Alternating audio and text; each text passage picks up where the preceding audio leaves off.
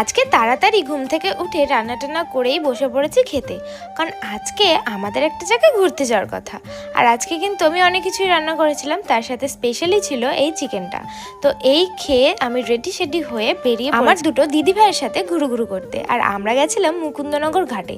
তো এখানে আমরা অনেক গল্প টল্প করেছি, তারপরে ওখান থেকে সোজা চলে গেছিলাম রানাঘাটে একটা ব্লাউজের দোকানে।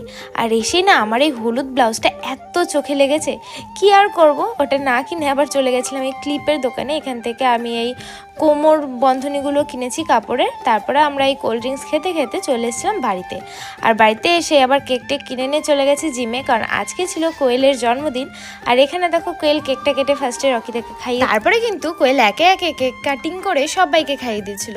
আর আমরাও সবাই খাইয়ে দিলাম একে করে। তারপর ওখান থেকে বাড়ি চলে এসছে। বাড়িতে এসে দেখি বিরিয়ানি নিয়ে এসছে বোন, কারণ মা নিজের হাতে রান্না করেছিল, সেটাই কিন্তু খাওয়া দাওয়া করেছি। তো রাতের খাবার জমে পুরো